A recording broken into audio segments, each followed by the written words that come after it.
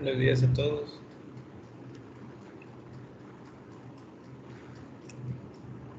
¿Qué compañero le toca presentar las siguientes diapositivas? Creo que ya vamos a ver fracturas de Galeazzi. Vamos con fracturas de antebrazo. Antebrazo. Sí, Vamos a ver. y ahorita las proyecto. Sí, claro. Vamos a esperar que sí, se unan todavía los compañeros. Son como las 7:10. Sí, está bien. Gracias.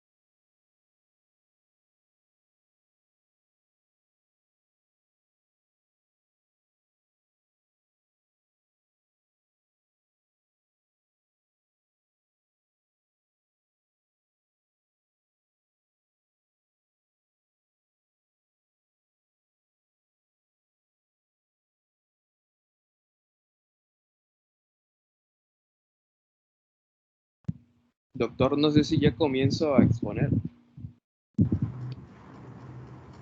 Sí, comienza. Buenos días, mi nombre es Ángel Jau y yo expondré acerca de las fracturas de antebrazo. Siguiente.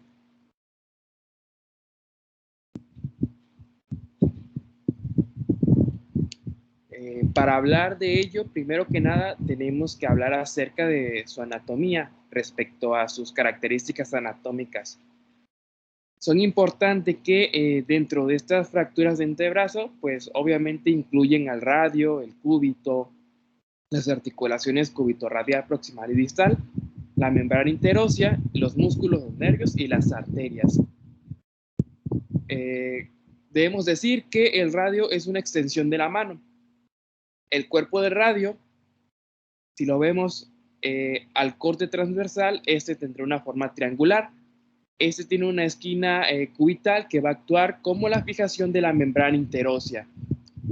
El riego sanguíneo de la corteza diaficiaria del radio se realizará a través de los vasos periósticos e intramedulares.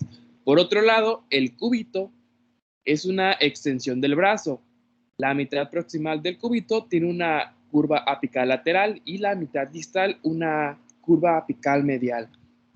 El borde radial del cúbito, ese nos proporciona la fijación de la membrana ósea. La superficie posterior o subcutánea, esta es el origen de la aponeurosis profunda del antebrazo. Y en cuanto a su riego sanguíneo del cúbito, se realizará por medio de los vasos periósticos e intramedulares. Ahora, si hablamos de la membrana interósea, esta es una hoja aponeurótica cuyas fibras están dirigidas en forma de abanico del radio al cúbito. La condensación de sus fibras en la parte media de sus sustancias se le va a denominar ligamento interóseo. Los espacios en la membrana interósea dan paso a los vasos interóseos anteriores y posteriores.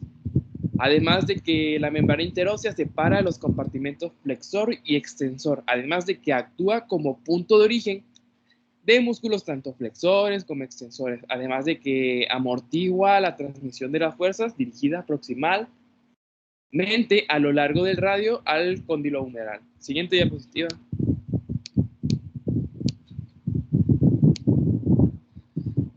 Bueno, los músculos del antebrazo se dividen en flexor y extensor.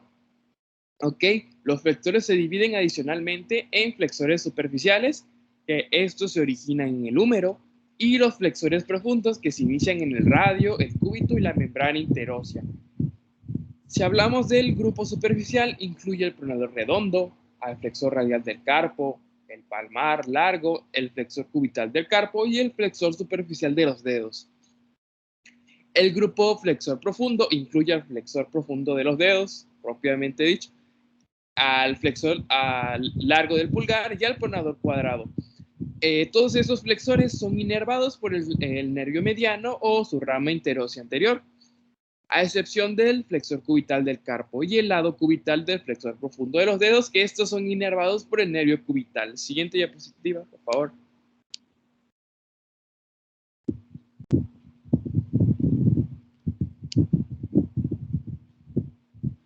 Ahora, el compartimento extensor se divide en los grupos superficial y profundo. Los músculos del grupo superficial se originan en el húmero y en el tendón extensor común. Este grupo superficial incluye los músculos brachiorradiales, extensores radiales largos y cortos del carpo, extensor de los dedos, extensor del dedo meñique y extensor cubital del carpo.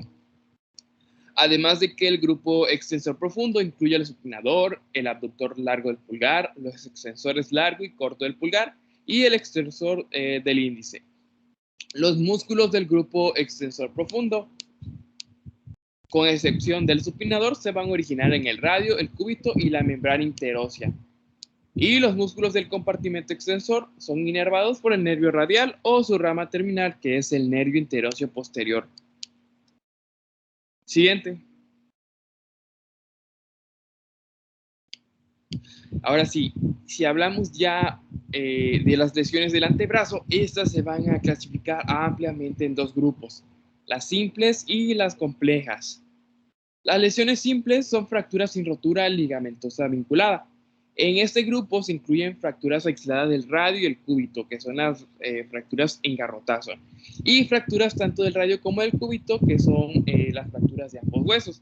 Las lesiones simples son el resultado del trauma directo. Por ejemplo, un golpe directamente, valga la redundancia, en el antebrazo.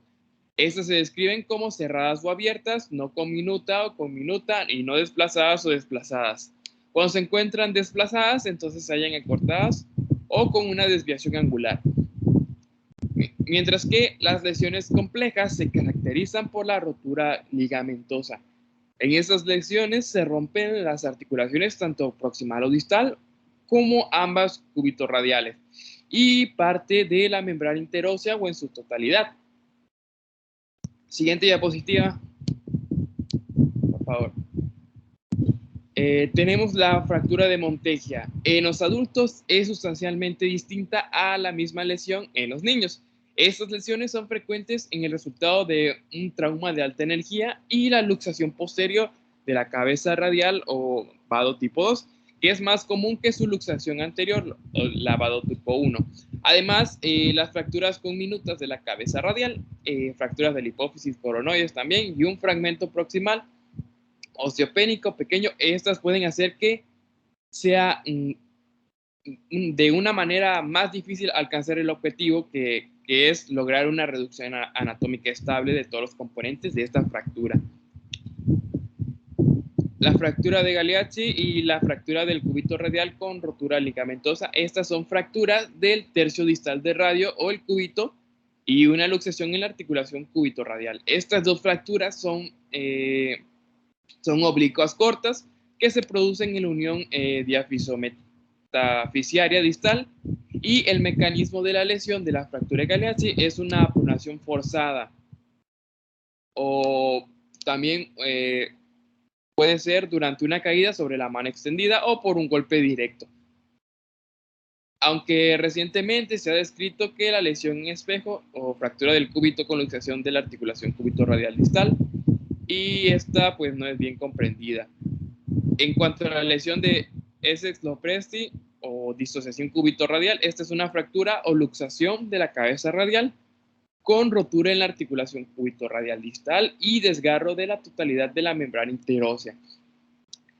La atención debe centrarse sobre la lesión en el codo lateral o una fractura luxación de tipo Galeazzi en el antebrazo distal, pero el principal componente de esta lesión es la disociación cubitorradial, que frecuentemente llega a pasar de inadvertida. El diagnóstico y tratamiento apropiados y tempranos, pues obviamente son importantes para tener un resultado satisfactorio. Y si hablamos de algunas lesiones relacionadas, pues tenemos que incluyen fracturas y luxaciones del codo en la muñeca, lesiones neurovasculares y el síndrome de compartimiento. Siguiente.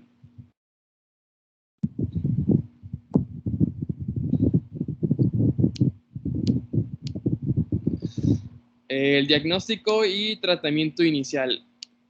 Respecto a historia y examen físico, si hay dolores y antecedentes de trauma, puede presentarse una deformidad obvia. La piel se examina para detectar heridas que puedan comunicarse con la fractura. Además, se examina el codo y la articulación cubitorradial distal para evaluar si han sido lesionadas. El déficit neurológico no es frecuente, con excepción del caso de heridas penetrantes y fracturas abiertas de alta energía. El examen radiográfico. Las radiografías pues, son en las proyecciones antero-posterior y lateral del brazo, la muñeca y el codo, además de que son adecuadas para que podamos evaluar la mayor parte de las lesiones del antebrazo. En ocasiones, estas son de utilidad las vistas de comparación de la muñeca opuesta o los estudios de tomografía por computadora. En este caso, de ambas muñecas para evaluar las posiciones relativas del radio y el cúbito. Este tratamiento, en cuanto al tratamiento inicial, es la alineación y el enferulado del antebrazo. Las fracturas desplazadas o con desviación angular se alineen para que se alineen con suministro de analgesia parental y la aplicación de tracción a través del antebrazo. Al suspender la mano de los dedos y al colgar 2.25 a 4.5 kilogramos de peso, aproximadamente en el brazo. Además de que en ello no es necesario realizar la alineación anatómica de las fracturas que serán tratadas mediante cirugía. Aunque también es aceptable cierto grado de acortamiento o formación angular, ya que se corrige por medio de la cirugía. Se aplica una férula, que esta se va a extender desde el húmero proximal a través del codo hasta las articulaciones metacarpofalángicas. Es importante que el codo se flexione a 90 grados con el antebrazo en una rotación neutral. Siguiente diapositiva.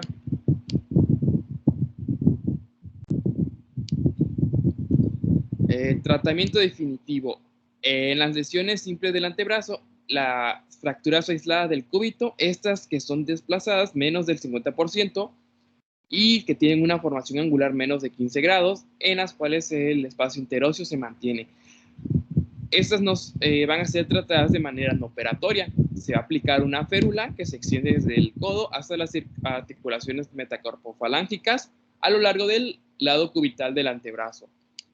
A las 4 semanas se debe retirar esta férula y se envuelve laxamente el antebrazo con un vendaje compresivo. Y se obtienen radiografías a las semanas 1, 2, 3 y 6 para confirmar que la alineación no ha cambiado y la fractura está en el proceso de reparación. Las fracturas aisladas no desplazadas del radio, estas pueden tratarse con un enyesado largo del brazo, pero deben de tener un seguimiento cuidadoso ya que tienden a desplazarse.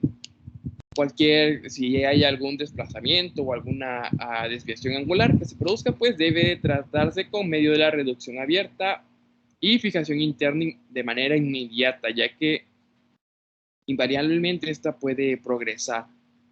Las fracturas aisladas del radio del cúbito que son desplazadas o presentan alguna formación angular o en las cuales está deteriorado el espacio interóseo, estas se van a reducir y se estabilizan.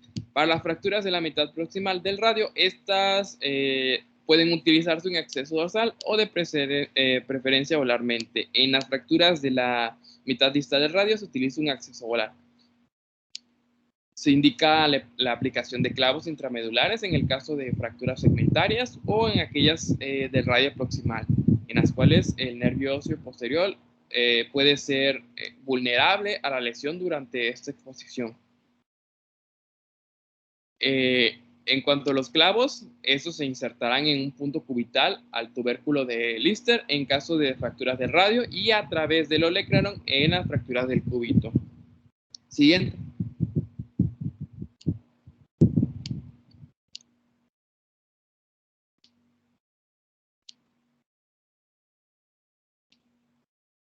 Ahora sí, respecto a las lesiones complejas. En cuanto a la fractura de Monteggia, esta se debe tratar mediante una operación quirúrgica. La fractura cubital debe reducirse anatómicamente y aplicar una placa de compresión dinámica de 3.5 milímetros.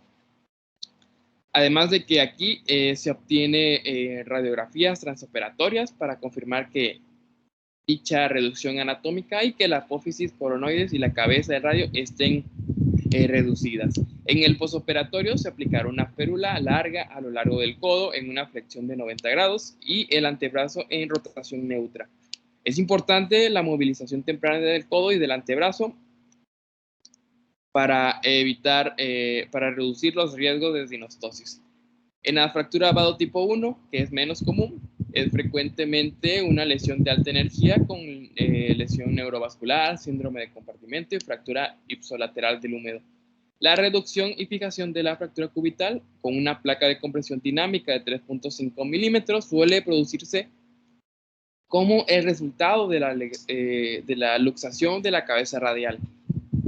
Las fracturas de Galeazzi y la fractura de cúbito distal con rotura cúbito radial, estas se tratan con una aplicación de una placa rígida de la fractura.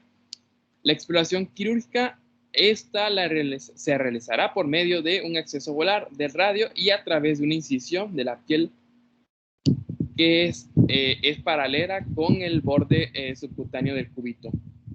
Cuando la apófisis estiloide cubital es arrancada por el fibrocartílago triangular, esta se reduce y se estabiliza con alambres de Kirchner o un tornillo.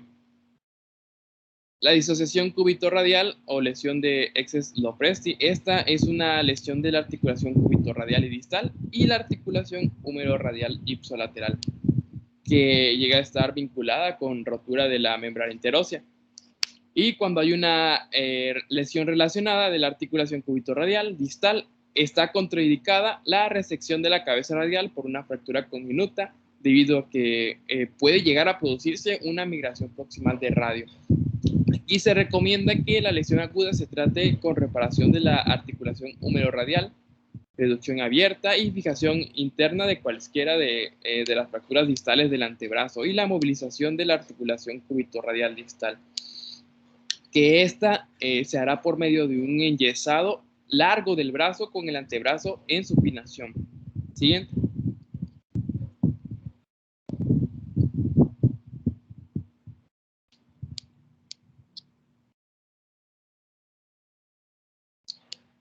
En cuanto a las fracturas abiertas del radio y el cúbito, las fracturas abiertas del antebrazo se van a clasificar en 3 tipos. El tipo 1, ese se relaciona con una herida limpia y laceración menor de 1 centímetro. El tipo 2 se vincula con una laceración mayor a 1 centímetro. Esta será sin lesión extensa de tejidos blandos. La causa ordinaria de las heridas de tipo 1 y tipo 2, pues es la penetración de dentro hacia afuera por los extremos fracturados del hueso. Las fracturas abiertas de tipo 3, esas se asocian con la lesión extensa de tejidos blandos o una fractura segmentaria, y se han subdividido en lesiones de tipo 3A, que son por heridas por arma de fuego con cobertura adecuada hacia los tejidos blandos. El tipo 3B, que son lesiones en ambiente contaminado, como en lesiones en granjas o en lagos, con un daño extenso en los tejidos blandos. Y además de que puede haber un material extraño oculto en las profundidades de la herida o en el ambiente que por sí solo puede vincularse con una gran cantidad de organismos bacterianos, como lo pueden ser que estés en una granja o en un lago, te metas a bañar y estén contaminados. Y las fracturas abiertas de tipo 3C, que se relacionan con la lesión vascular que necesitan rianomostosis. La consideración primaria en el tratamiento de estas heridas consiste en la prevención de infecciones de los tejidos blandos y el hueso. Para lograr esto se deben practicarse la exploración y desbrindamiento de la herida inmediatamente de una forma adecuada, además de que se asegura la profilaxia contra el tétanos. La herida obviamente debe limpiarse y vendarse en la sala de urgencias e iniciarse el tratamiento antibiótico intravenoso. Se debe llevar al paciente a la sala de operaciones, donde la administración de la anestesia general o una anestesia regional adecuada permite el uso de torniquete. Después de la preparación del miembro, las heridas se deben ampliar de tal forma que pueda realizarse una exploración adecuada en los tejidos blandos en la lesión ósea. Y se eliminan la piel, la poneurosis, el músculo y el hueso desvitalizado, además de que se lleva a cabo una fasciotomía extensa. En estas fracturas abiertas de tipo 1, 2 y 3A, generalmente se pueden estabilizar con la fijación interna primaria mediante el uso de una placa o tornillos. Y no obstante, estas heridas deben dejarse abiertas para lograr un cierre de la herida retrasado en 3 a 5 días. Y se continúa la utilización de antibióticos intravenosos durante 4 a 5 días, a menos que se produzca una infección de la herida. Las fracturas abiertas de tipo 3B y 3C, esas casi nunca son adecuadas para una fijación interna. En estas fracturas puede utilizarse un fijador externo como con medios clavos o clavos y enyesado para mantener esta reducción. Después de que se han reparado los tejidos blandos sin infección, puede practicarse un injerto de hueso esponjoso retrasado o la reducción abierta y fijación interna retrasada con la placa y tornillos.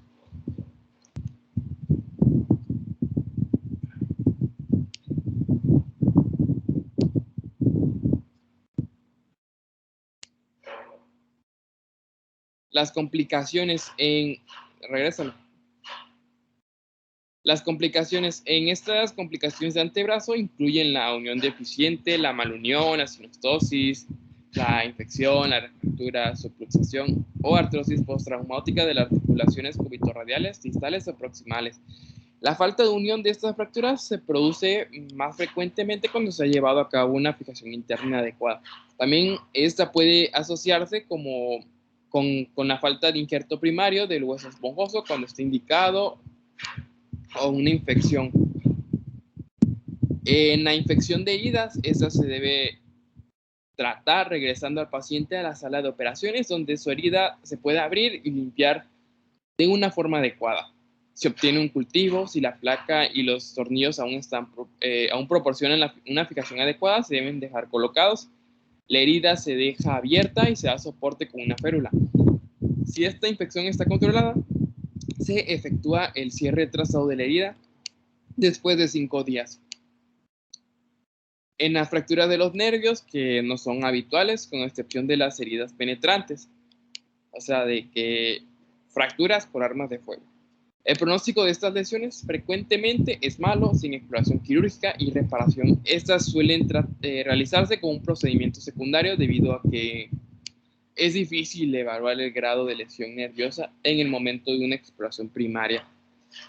El síndrome de compartimento, después de las fracturas del antebrazo, es muy frecuente y es muy importante cuando se lleva a cabo la reducción abierta y fijación interna, desinflamar el torniquete y proporcionar una hemostasia adecuada con anterioridad al cierre de la herida. La sinostosis, esta se puede tratar mediante la resección después de que se le ha dado una oportunidad de madurar si el deterioro funcional es significativo. Y ya por último, la subluxación dolorosa y la osteoartritis postraumática de las articulaciones cubitorradiales. Estas se tratan con fármacos antiinflamatorios o inyección local de esteroides. Si estas medidas fracasan, la artrosis cubitorradial distal puede tratarse con artrodesis distal del radio y del cúbito y resección de una sección de 1 centímetro de la metáfisis cubital distal para producir una falta de unión. Así, preservando la rotación del antebrazo. Siguiente. Y pues ya sería todo, gracias.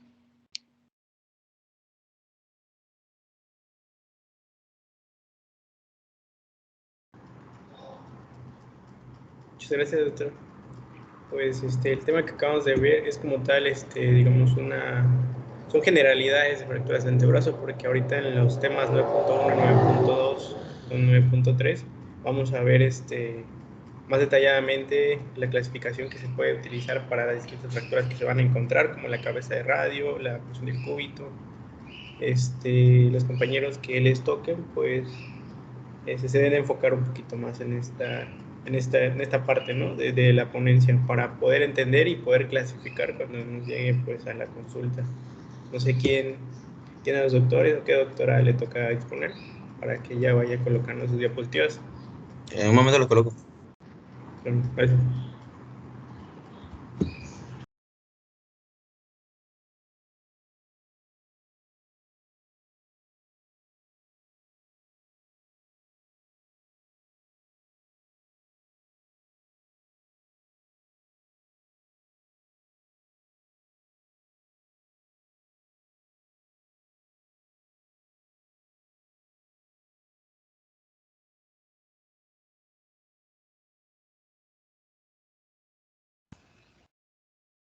¿Logran ver las diapositivas?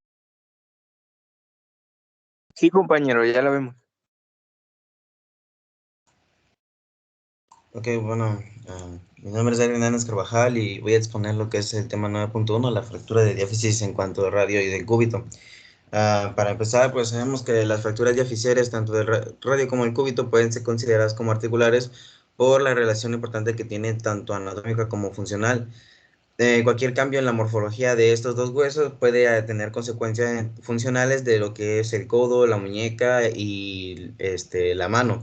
La relación que tienen ambos huesos es íntima en todo lo que es su longitud, que podría considerarse a todo el antebrazo como una articulación y debe ser tratada de la misma manera para poder concebir lo que es la mejor corrección anatómica.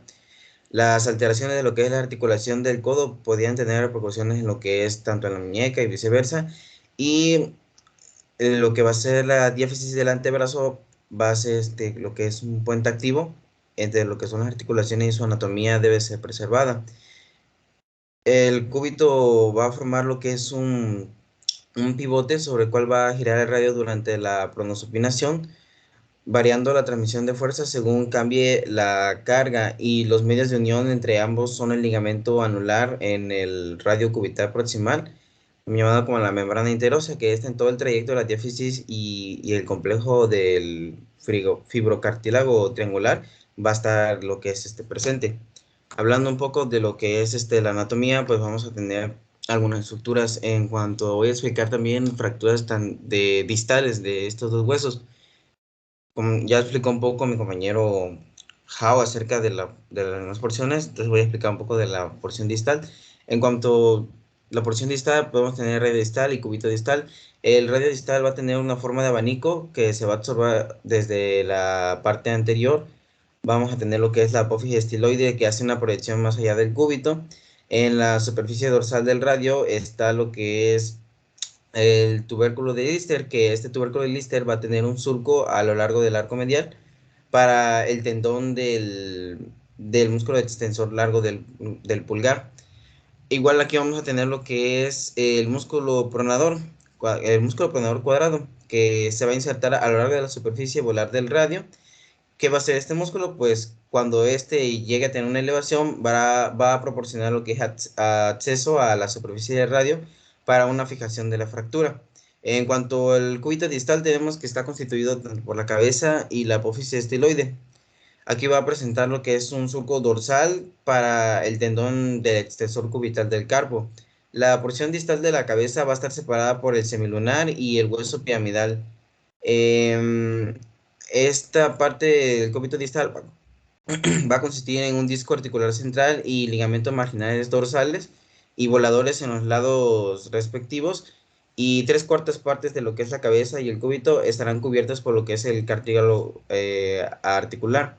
En cuanto a la longitud radial, pues no hay mucho que decir. Es la imagen que está a la parte derecha, en la esquina superior izquierda, derecha, perdón, que la longitud radial se mide de una línea perpendicular al cuerpo radial a través de lo que es la fosa semilunar hasta a la punta de lo que es la apófisis estiloides del radio.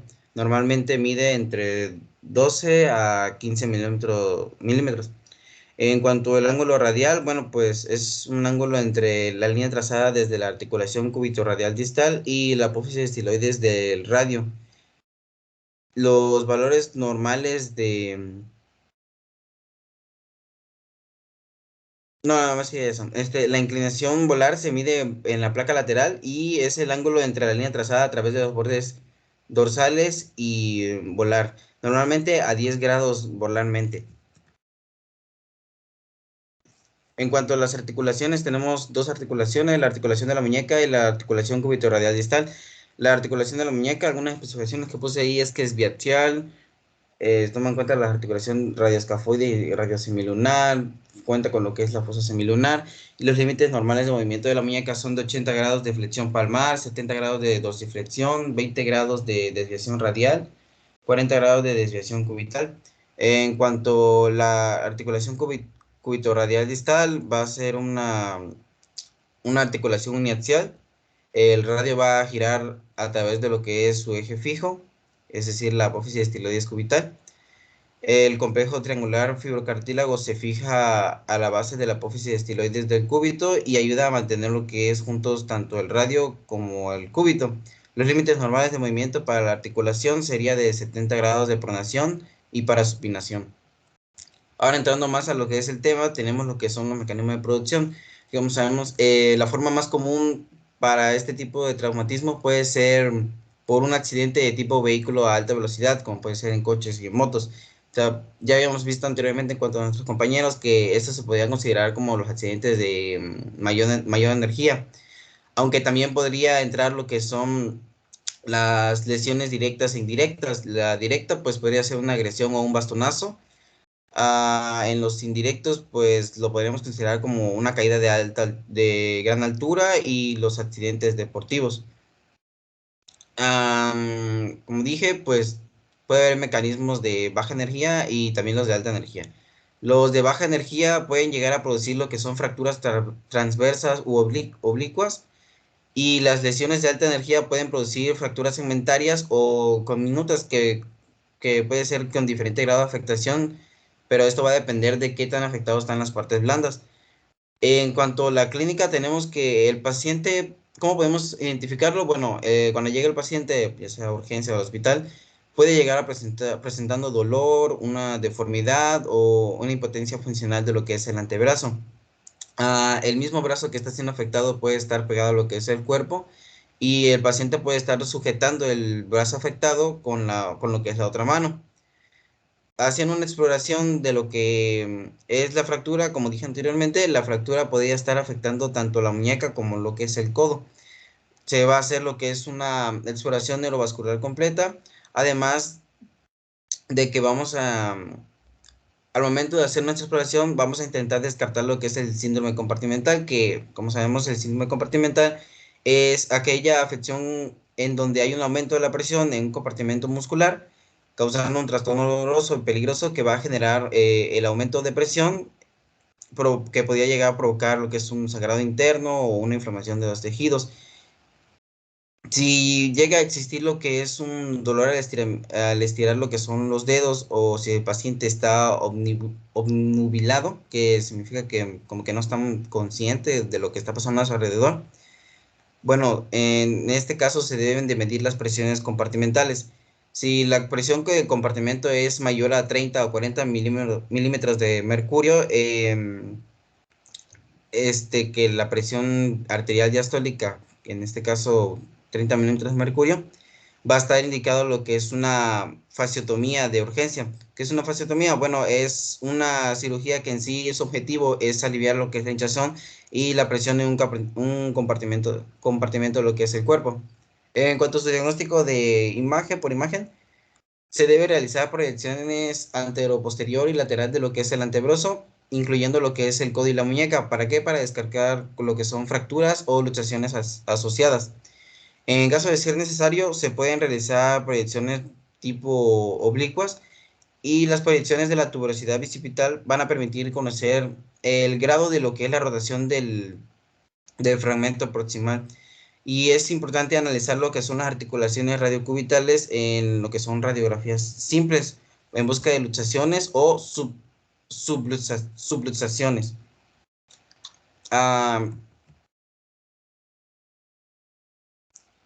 Siguiendo con lo que es el tema, pues empezamos con lo que es la clasificación.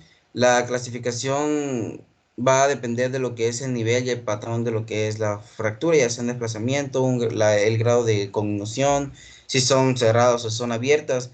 Y en cuanto a la biografía que investigué, decía que se podía clasificar en fractura abierta de cúbito y radio, fractura de ambos huesos, fractura aislada de cúbito, la fractura de Monteggia, la fractura aislada de radio y lo que es la fractura de Galeazzi.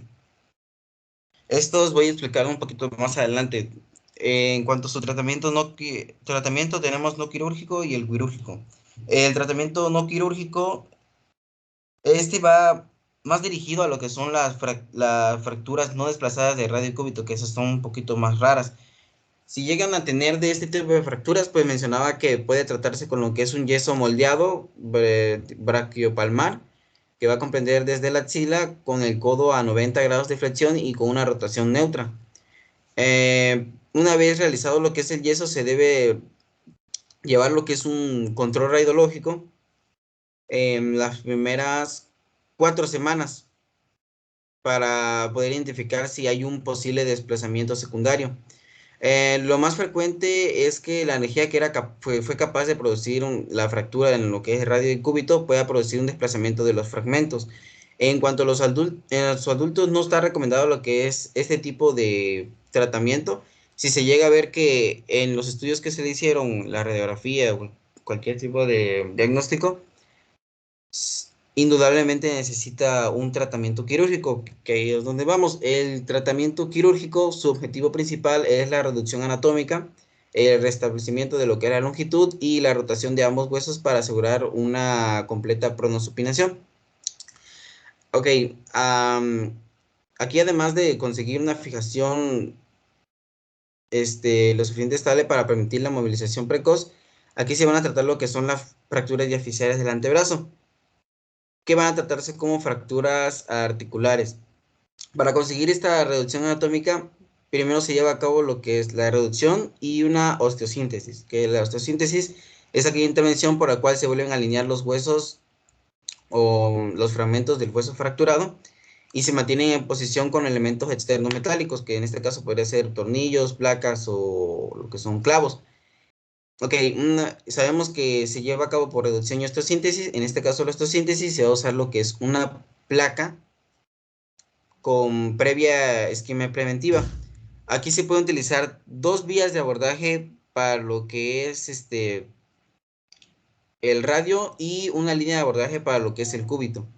En cuanto a la línea de abordaje de lo que es el radio, se utiliza el abordaje posterolateral de Thompson para los 2/3 medios y proximales. Y el abordaje palmar de Henry, también para lo que es el radio, se va a utilizar para los 2/3 distales, aunque también se puede utilizar para cualquier nivel el de Henry. En cuanto al cúbito, solo se utiliza el más simple, que es mediante una incisión medial sobre la cresta cubital. Y también decía que había un conflicto en cuanto a saber qué hueso debíamos tratar primero. Pero decía que lo más lógico sería fijar el primer hueso, el que tenga la fractura más simple, con un tornillo a cada lado de la fractura y luego abordar el otro hueso. Aunque dice que si las dos fracturas son de la misma complejidad, es recomendable empezar por lo que es el cúbito. No se debe realizar una fijación definitiva de un hueso mientras no esté seguro de poder reducir el otro, y la pronosupinación debe comprobarse durante y al final de lo que es la intervención. Alguna de las complicaciones que tenemos puede ser lo que es la infección.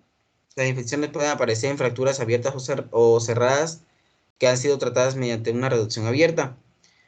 Entonces, para que pueda evitarse esto, la herida debe ser drenada y desbridada e instaurar un tratamiento antibiótico empírico en espera del antibiograma. Si la fijación se mantiene rígida, debería mantenerse por el momento, y si se ha aflojado, debe retirarse y mantenerse con lo que es un fijador externo. El síndrome compartimental, en este caso, el síndrome que es el más grave aquí, sería el síndrome compartimental de Bowman, que no encontré mucha diferencia, solo decía que es cuando hay una falta de flujo sanguíneo y nada más. El mejor tratamiento es la prevención, tanto con una exhaustiva exploración y abriendo sistemáticamente lo que son los yesos, y también la utilización de drenajes y dejando abierta la fascia si se opta por un tratamiento quirúrgico.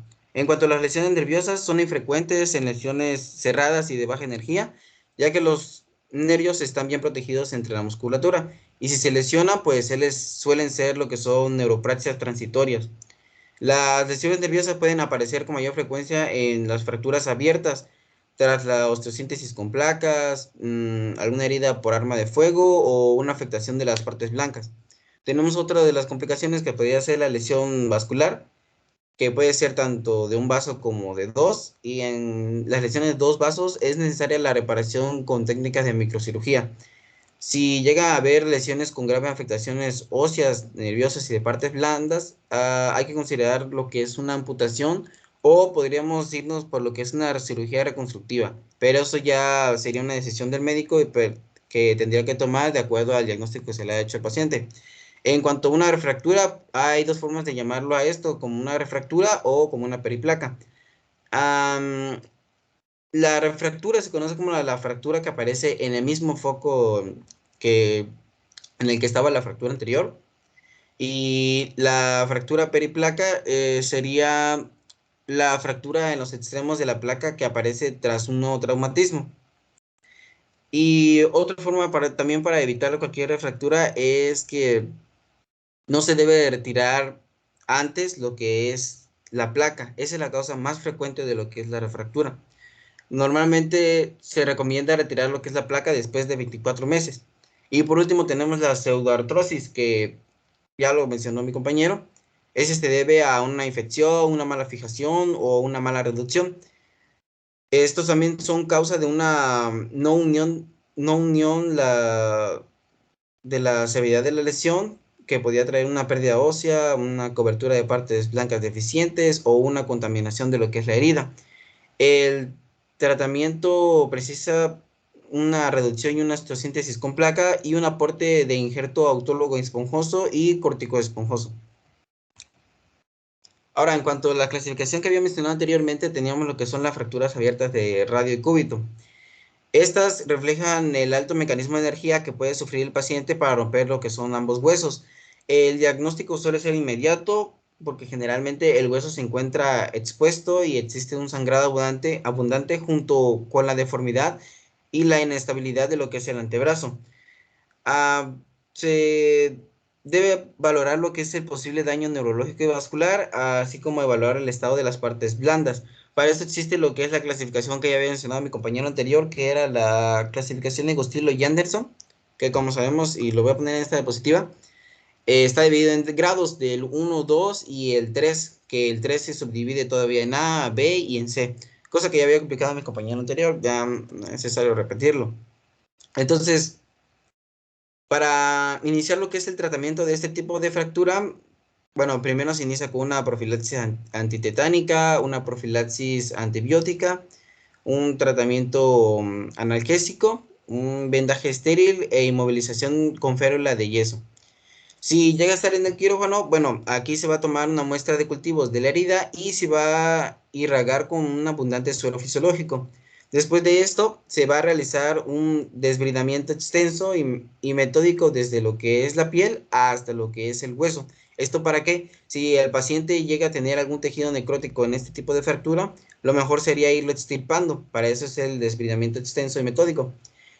Los métodos de tratamiento de la actualidad tienden a lo que es la reducción interna de las partes blancas. La fijación externa se utiliza cuando hay abundante pérdida de hueso, de tejido blando o si hay una gran contaminación. Para las traumas de tipo 1 y 2 se debe realizar un desbridamiento intenso.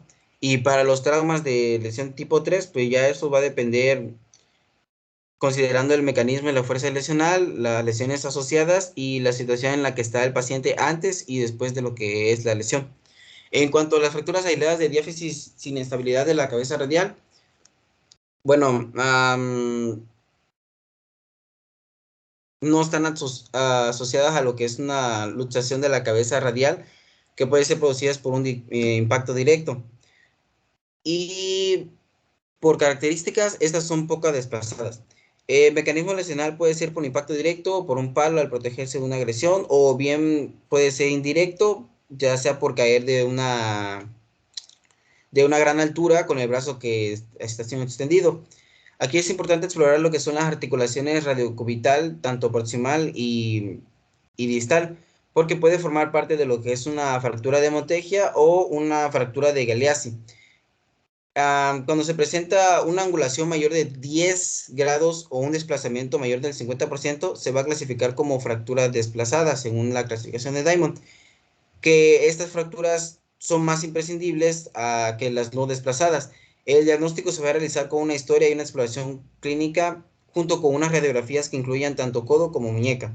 Y el tratamiento de este va a ser un tratamiento conservador con férula de yeso, que se emplea para las fracturas no desplazadas. Si estas fracturas son mal interpretadas y no se aplica una correcta inmovilización, existe el riesgo de un retardo de consolidación o una pseudoartrosis. En cuanto a un tratamiento quirúrgico, pues sería por medio de lo que es una placa de comprensión para lo que son fracturas desplazadas o segmentarias, y por otro lado una fijación quirúrgica que permite la recuperación funcional precoz. Por tanto, debe valorarse tanto las fracturas no sean de mucho desplazamiento. Ok, en cuanto a las fracturas aisladas de diáfisis de cúbito con inestabilidad de la cabeza radial, también se le puede conocer como la fractura de Monteggia. Esta se va a tratar de la asociación de una fractura, que generalmente del tercio proximal del cúbito, y de una luxación de la cabeza radial. El mecanismo más frecuente es el indirecto, que es por caída de mano extendida, y el antebrazo en cualquier grado de rotación. También se puede producir por traumatismo directo sobre la cara posterior de lo que es el antebrazo.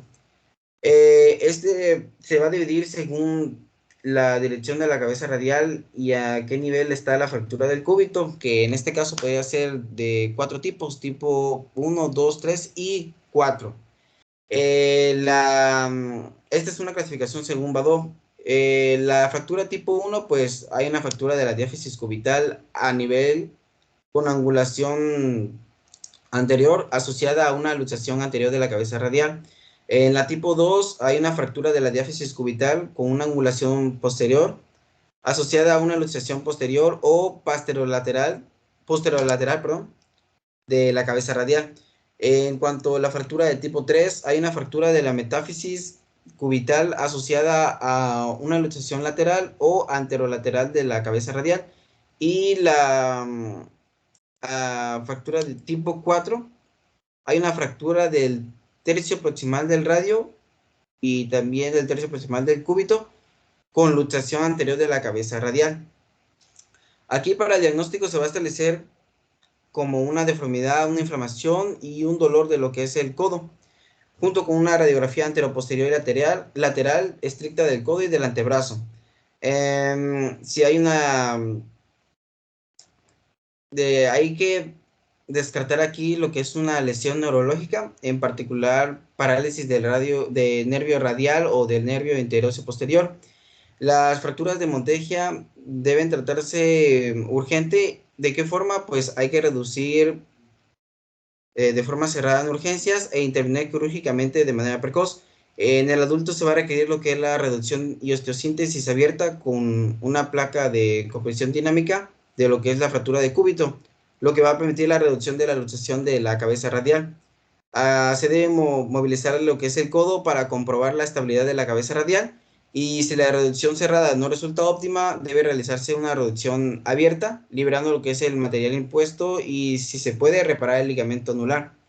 En cuanto a la fractura de Galeazzi, bueno, pues esta viene definida por una fractura de la diáfisis del radio y luxación de lo que es la articulación radiocubital distal. El mecanismo aquí es un traumatismo por caída con carga axial sobre la muñeca asociada a una rotación del antebrazo. Este tipo de fractura o luxaciones puede clasificarse según el desplazamiento de la luxación del cúbito o de la fractura del radio. El diagnóstico se lleva a cabo con una exploración de la muñeca y una articulación radiocubital distal, junto con una radiografía anteroposterior y lateral de la muñeca y el antebrazo. En los adultos, el método estándar es la reducción y la osteosíntesis con placa de compresión dinámica, lo que va a reducir lo que es la articulación radiocubital distal. Existen diferentes opiniones en cuanto al tratamiento de la luxación. Algunos dicen que deben empezar con la reducción, con una inmovilización con yeso en supinación, y otros dicen que debe realizarse una osteosíntesis percutánea con una aguja de Kirchner, me parece que es así. Para otros, puede ser iniciando la reparación del fibrocartílago triangular y estabilizar con una aguja de este tipo. Los niños, el tratamiento no es quirúrgico, con medidas de reducción ortopédico y con un yeso en supinación. Aparte de todas las posibles complicaciones de la fractura del antebrazo, puede aparecer una luxación, una subluxación, una pseudoartrosis, una consolidación viciosa, una lesión del nervio cubital o un síndrome compartimental. Y ya eso sería todo en parte.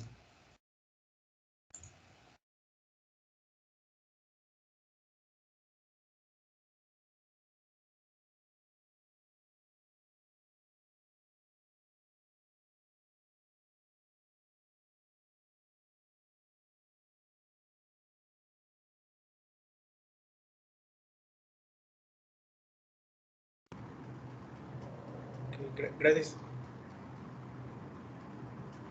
Gracias, doctor.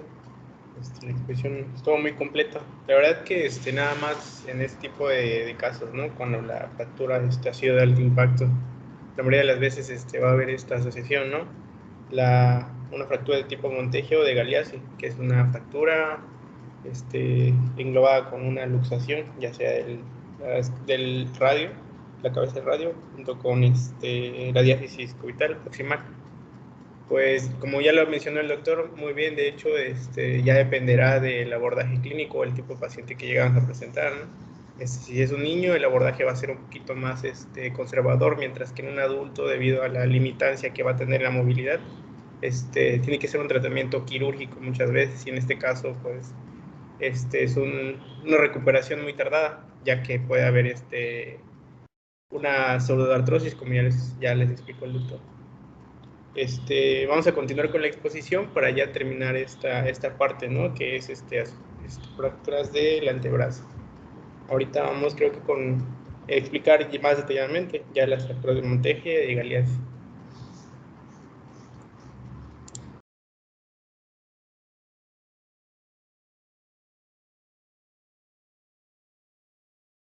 Sí, doctor, ahorita continuamos con la fractura de Montegia y Galeazzi.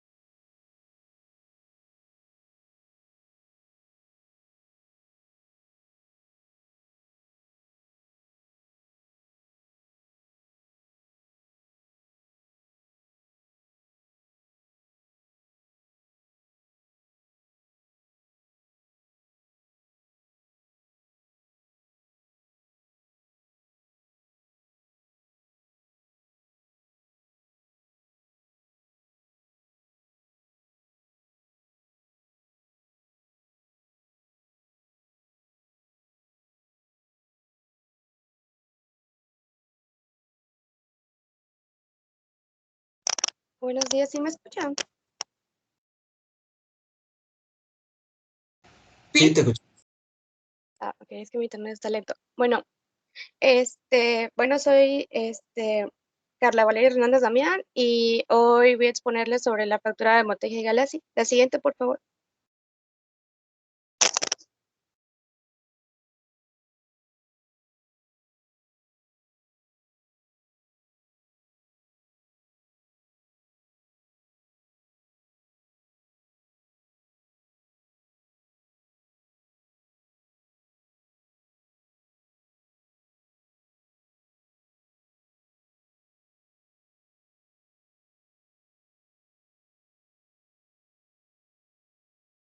Bueno, la lesión de Monteja es con la que vamos a comenzar. Y bueno, esta lesión fue descrita por primera vez en lo que fue el año 1814 por Giovanni Monteja.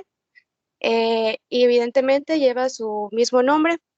Y bueno, él al principio aportó dos casos de lo que fue la fractura del tercio proximal del cúbito, que se asociaba con lo que era la luxación hacia adelante de lo que era la cabeza radial. Entonces, en su trabajo también se describía que esta lesión era poco frecuente y que se presentaba entre el 5 y el 7% de todo el conjunto de lo que eran las fracturas del antebrazo. Y bueno, la fractura de Montegia es la fractura del cúbito con luxación de la cabeza radial. Y bueno, esta es una fractura del antebrazo más característica y es la más frecuente. Y bueno, esta se va a tratar de lo que es el tercio proximal del cúbito y se va a asociar con lo que es la luxación de la cúpula radial. Y bueno, aquí en la diapositiva les puse lo que eran, bueno, lo que son las causas de una fractura de Montegia. Y entre ellas está lo que es la caída con el antebrazo en pronación forzada, como lo vemos en la imagen con fondo azul, y el golpe directo en situaciones de defensa. Bueno, la fractura de Montegia va a ser el resultado de lo que es un movimiento de pronación forzada, como lo vemos en una caída, y cuando la persona cae sobre brazo extendido y el cuerpo sigue girando alrededor de la mano. Aquí ocurre que el radio se va a desplazar contra el cúbito ocasionando lo que es la fractura como tal. Y bueno, más adelante, creo que es en la próxima diapositiva, les voy a hablar sobre lo que es la clasificación de Vado. Y esta es muy importante porque se va a dividir en 4 variedades. La siguiente, por favor, María.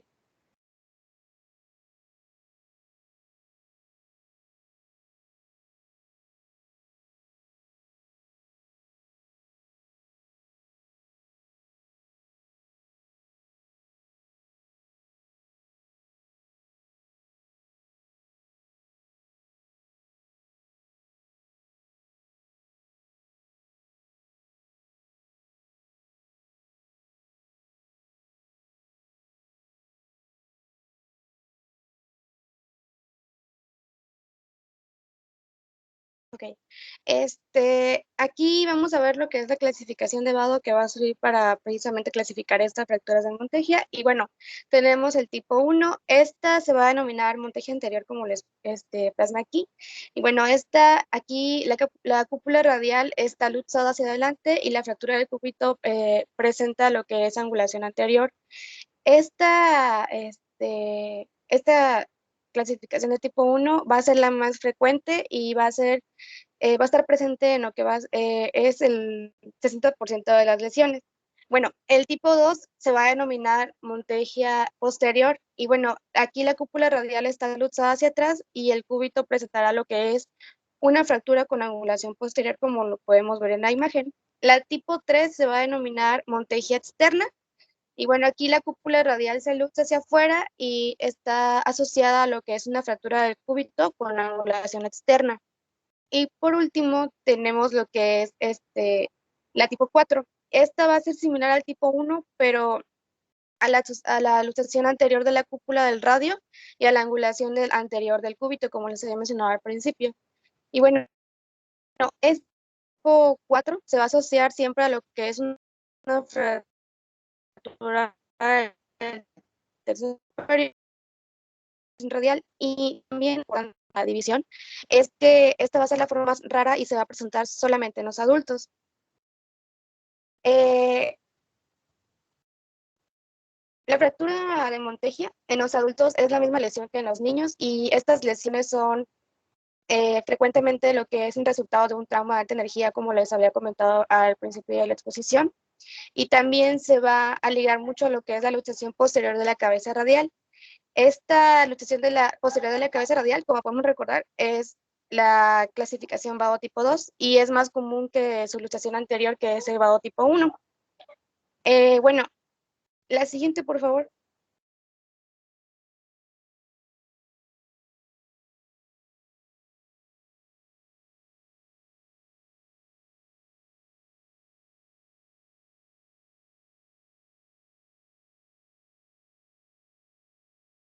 Bueno, perdón si escucho mucho ruido, es que por mi casa hace demasiado. Bueno, aquí vamos a ver lo que son los factores de riesgo y los síntomas. En los factores de riesgo vamos a tener lo que es la edad avanzada, la osteoporosis, la mala nutrición, las alteraciones óseas congénitas. Entre ellas podemos encontrar lo que es el efecto óseo del cúbito. También vamos a tener la reducción de la masa muscular y deportes de contacto, como por ejemplo el boxeo que les plasmé aquí. Y bueno, en los síntomas vamos a tener lo que es la deformidad, el dolor intenso, la sensibilidad, la inflamación y también la imposibilidad ante la flexión y la supinación de lo que es el brazo. La siguiente, por favor.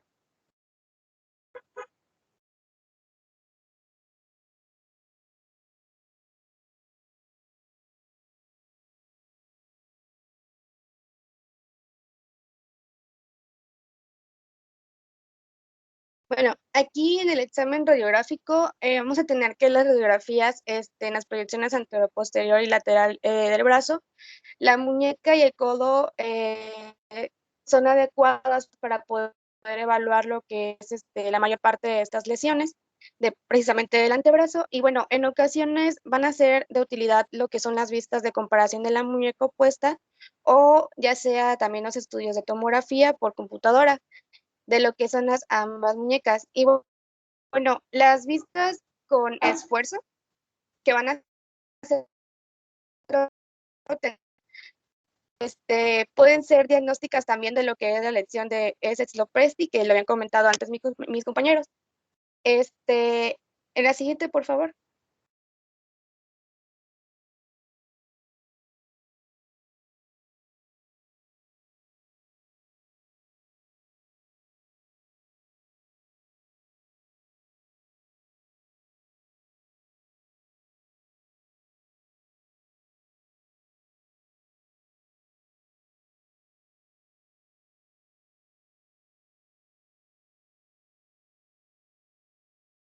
Ok, aquí vamos a hablar ya de lo que es el tratamiento inicial de las fracturas de Monteggia. Bueno, el tratamiento inicial va a ser principalmente lo que es la alineación y el enferulado del antebrazo.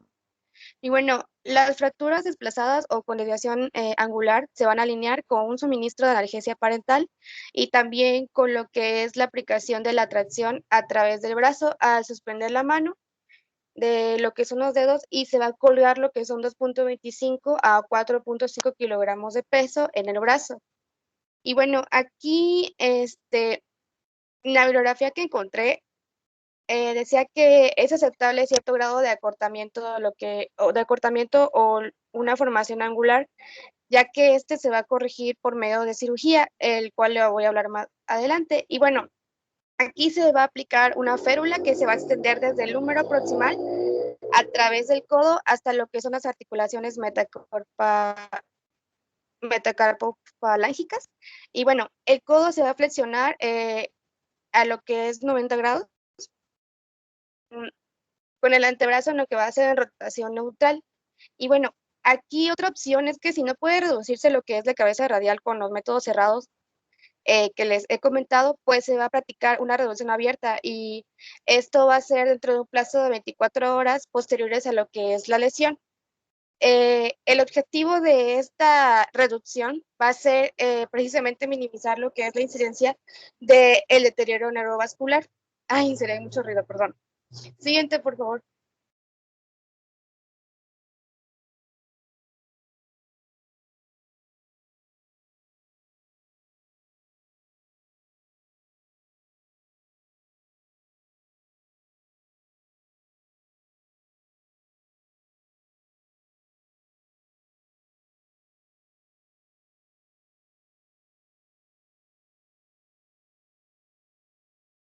Aquí vamos a hablar ya de lo que es el tratamiento definitivo. Y bueno, el tratamiento definitivo en la fractura de Monteggia se va a tratar mediante lo que es la operación quirúrgica. Y bueno, la fractura cubital debe reducirse anatómicamente y aplicarse lo que es una placa de compresión dinámica de 3.5 milímetros. Y es la imagen que les puse aquí, lo que es la placa de compresión. Y frecuentemente la fijación también se va a usar se va a utilizar lo que es una banda de tensión y placas semitubulares también. Y bueno, la fractura de la apófisis coronoides y la fractura cominoto de la cabeza radial van a estar más vinculadas a lo que van a ser las fracturas de Vado tipo 2. Estas van a requerir lo que es una reducción anatómica y una fijación estable de la apófisis coronoides, así como una reducción y una fijación de la fractura de la cabeza radial, si es necesario. O podemos hacer también lo que es una reducción de esta misma cabeza, ya sea con o sin un reemplazo protésico. Y bueno, también se van a obtener radiografías transoperatorias para poder confirmar que la reducción es anatómica y que la apófisis coronoides y la cabeza del radio están reducidas. Y bueno, finalmente en el postoperatorio se va a aplicar lo que es una férula larga de brazo en codo de flexión de 90 grados en el antebrazo. Y luego también es importante mencionar que la movilización temprana del codo y del antebrazo dentro de lo que son los límites son importantes para reducir en mayor proporción lo que es el riesgo de la sinostosis. Y bueno, la fractura de Vado tipo 1 es la menos común y esta es frecuentemente una lesión de alta energía con lesión neurovascular. Aquí la reducción y la fijación de la fractura cubital se va a realizar con lo que es una placa de comprensión de 3.5 milímetros y suele producir como un resultado de la reducción de la luxación de la cabeza radial. Y bueno, siguiente, por favor.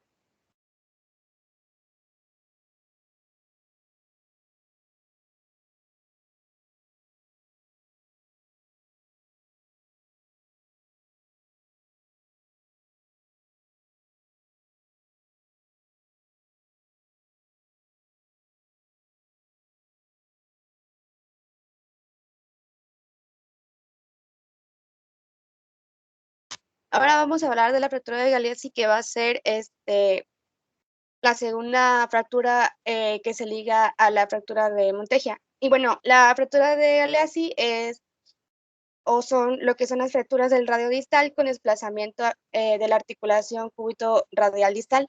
Al final les voy a poner o les voy a explicar una imagen que relaciona estas dos fracturas y de hecho hay un acrónimo para poder estudiarlas. Bueno, la fractura de Galeazzi se trata de lo que es la asociación de una fractura de la diáfisis del radio en su tercio distal con lo que es una luxación del extremo distal del cúbito. Aquí se va a alterar lo que es la articulación radiocubital inferior o distal. Y bueno, la luxofractura de Galeazzi está conformada por lo que es la fractura de la diáfisis del radio y la disyunción de la articulación radiocubital distal. Y bueno, este tipo de enfermedad traumática hace muchos años fue descrita por primera vez por Ashley Cooper y más adelante se dio a conocer hasta el año 1934 ya como tal por lo que fue Ricardo Galeazzi. Esto se dio a conocer por medio de lo que fue una publicación de un artículo de 18 enfermos. Y bueno, esta apertura de Galeazzi es una luxofractura que también se conoce por lesión reversa de lo que es la fractura de Monteggia. Y bueno,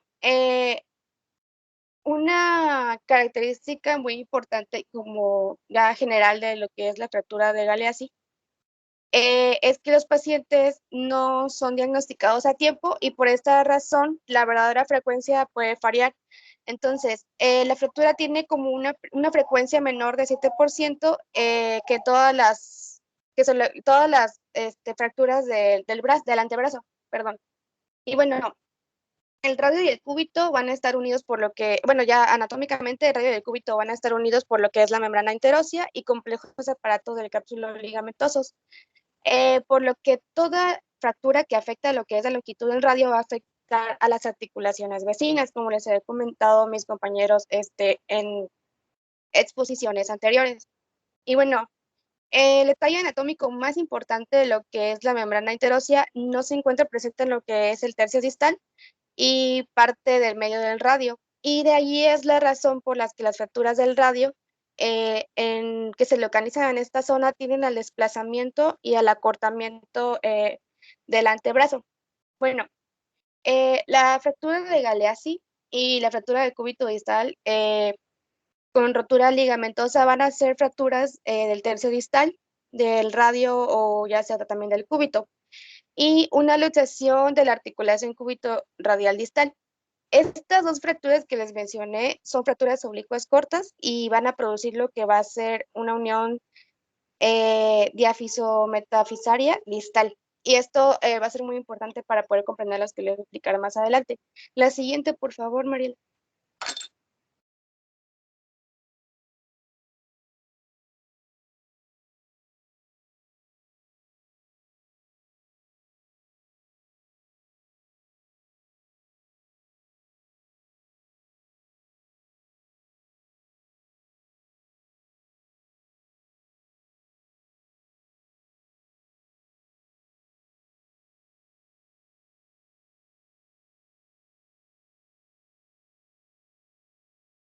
Bueno, aquí en esta imagen de la esquina superior derecha, vamos a poder ver lo que es la lesión de Galeazzi.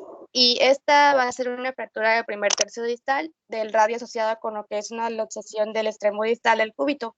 Y bueno, la grande podemos observar que esta va a ser del adulto y la pequeña es la de un niño.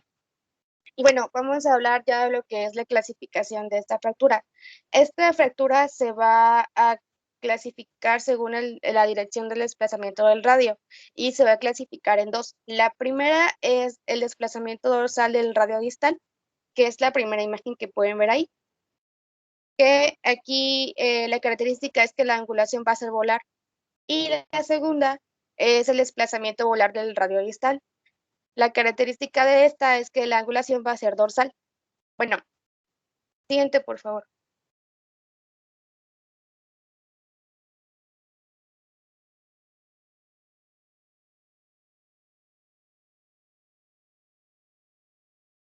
aquí vamos a hablar ya de lo que son los síntomas de la fractura de Galeazzi y vamos a ver que los síntomas de esta va a ser el dolor, el edema, la equimosis, que es una acumulación sanguínea causada por una hemorragia interna, como ya sabemos, también la crepitación, la deformidad de la zona, la limitación del movimiento y la lesión de nervios periféricos y vasos.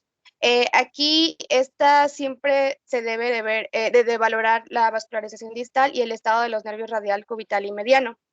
Dentro de los factores de riesgo vamos a tener que la lesión de Galeazzi es causada por lo que son traumatismos de alta energía, como lo son los accidentes de tránsito y las caídas con la muñeca en extensión combinada con lo que va a ser una compresión axial. Y bueno, un dato muy importante de los factores de riesgo es que mediante la exploración física se va a detectar lo que es el dolor, la crepitación, el acortamiento o incluso el dolor a la palpación de lo que es la articulación radiocubital. Esta es una característica muy importante de esta fractura. Y también les voy a hablar del tratamiento. Siguiente, por favor, María.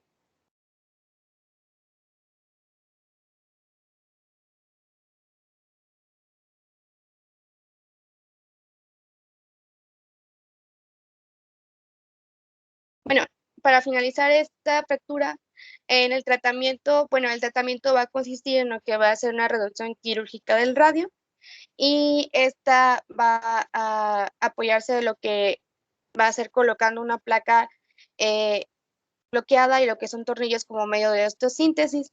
Y bueno, lograda la reducción del radio y la reducción de la articulación radiocubital distal, pues la reparación ligamentaria puede ser espontánea y generalmente va a requerir lo que es la reparación quirúrgica de los ligamentos de las articulaciones radiocubital y distal. Y bueno, también aquí se va a inmovilizar luego, después de este procedimiento, se va a inmovilizar en posición de supinación durante un mes. Y bueno, la fractura de Galeazzi y la fractura de cúbito distal con ruptura cúbito radial se van a tratar con lo que es una aplicación de una placa rígida de la fractura. Entonces, es muy importante saber que la exploración quirúrgica se va a realizar por medio de un acceso ocular del radio y también a través de lo que va a ser una incisión de la piel paralela en lo que es su borde subcutáneo. Y bueno, cuando la apófisis estiloides cubital se arranca de lo que es el filocartílago triangular, aquí se va a reducir y se va a estabilizar con lo que son alambres de Kirchner o un tornillo. Y bueno, la articulación cubitoradial distal va a reducirse en cuando se aplique lo que es una placa en lo que es la fractura radial. Y esta va a restaurar todo lo que es la longitud del radio. Y si la articulación del cúbito radial es inestable, puede reducirse mediante lo que es una supinación del antebrazo. Esto se va a realizar mediante una aplicación de una férula, a menos que la articulación del cúbito radial requiera lo que ya es la reducción y lo que es la inmovilización en supinación. Siguiente, por favor.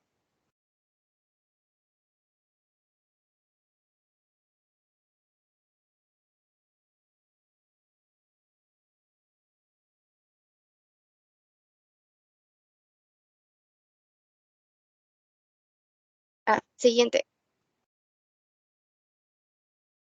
Bueno, aquí es lo que les decía al principio, que estas dos fracturas se van a relacionar mucho y hay un acrónimo. El acrónimo va a ser MUGRE.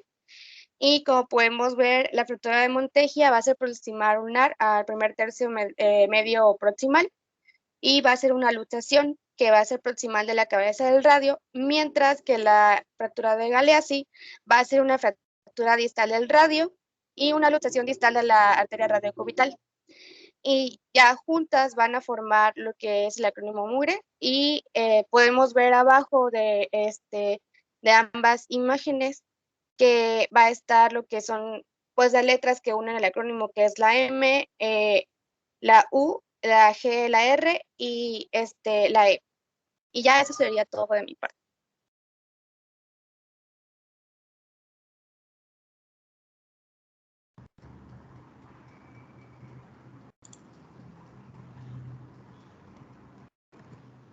Gracias, doctora. Las diapositivas también de la doctora estuvieron muy completas. De hecho, esta mnemotecnia que nos puso al final, esta diapositiva sería muy buena que la compartan entre ustedes y se la aprendan, pues así es un proceso de cómo facilitar, ¿no? El aprenderse este tipo de fracturas. Como ya lo mencionaron, es repetitivo, ¿no? A lo largo de toda esta clase, pues son las fracturas más comunes que vamos a llegar a tener, debido a mecanismos, ya sea por una caída, más que nada en niños. En adultos, pues es por accidente de tráfico, pero no está de más, ¿no? Que es, al ser un mecanismo de alta energía, puede haber otros tipos de fracturas, dentro de ellas claviculares, dentro de ellas de diáfisis de húmero, que son las más frecuentes en este caso de adultos. Pero es importante, ¿no? Que cuando nosotros nos lleguen este tipo de pacientes, lo importante es hacer el abordaje, ¿no? Del paciente. En este caso, si llegáramos a observar el brazo, ¿no? Cuando se llegara el paciente a la consulta, tendríamos que ver cómo está el brazo en sí, las consecuencias de la deformidad que se va a presentar, si hay acortamiento del antebrazo, si hay alguna angulación, que es lo más frecuente que llegamos a ver, ¿no? Aparte del dolor.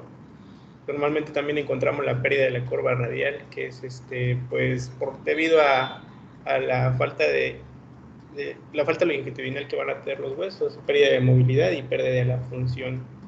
Por eso es importante evaluar esto durante la consulta para poder realizar nuestra nota médica.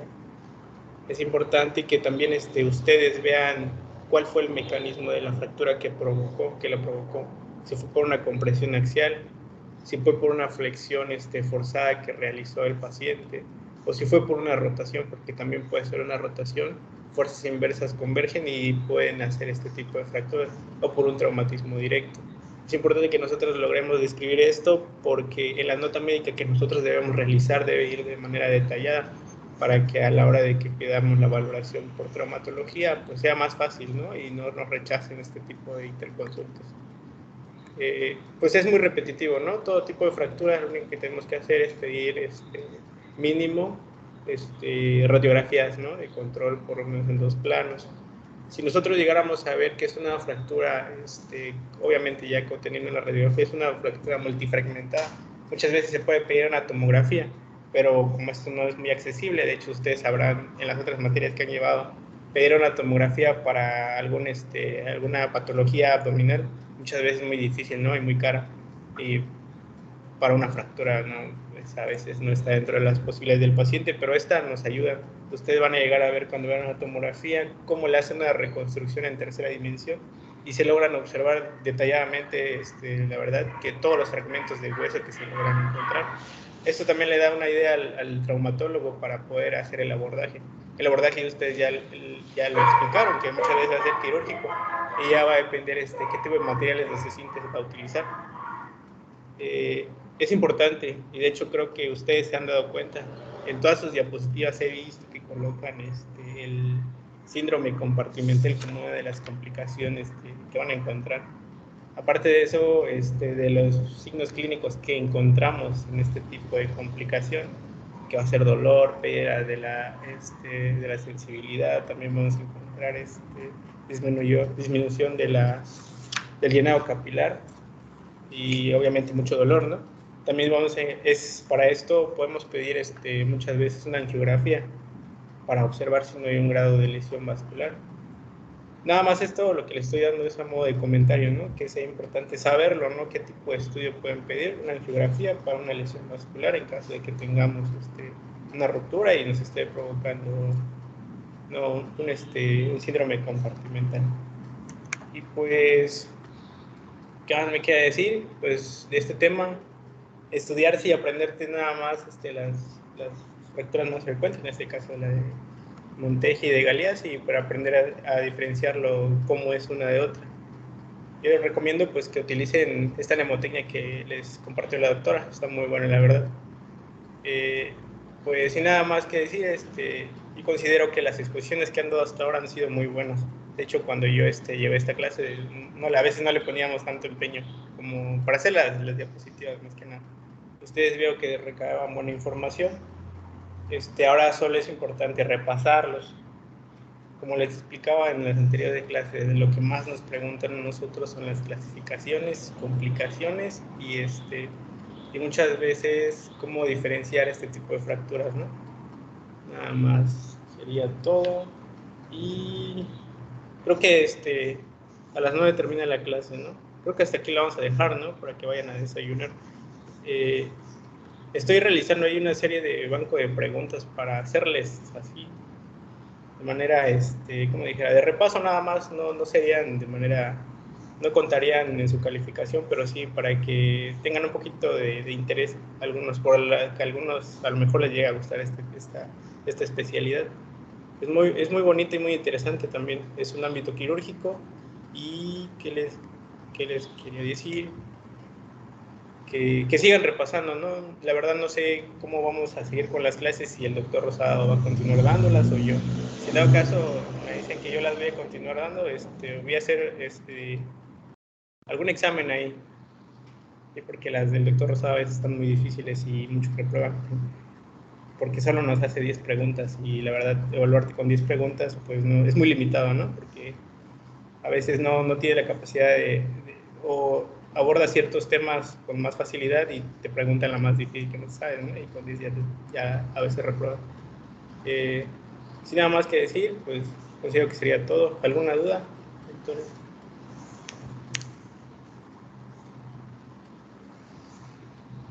No, doctor, todo claro. No, No, No, doctor. sí. Pues si quieren, pues hasta acá, ¿no? Ya para la siguiente clase vamos a continuar con los temas que faltan. Me parece que vamos a continuar con fractura de extremidad inferior del radio y del escafoide carpiano. Aquí les recomendaría que se enfoquen en estudiar lo que es las fracturas del escafoide carpiano, porque a veces ya tener más complicación en este caso. Las fracturas no llegan a consolidar y pueden hacer ya lesiones, como ya explicaron, ¿no? Síndromes compartimentales, lesiones de nervios y todo lo demás. Son las fracturas más difíciles que un traumatólogo llega pues, a tratar, ¿no? Y pues entonces sería todo. Nos vemos la siguiente clase. Hasta mañana, ¿no?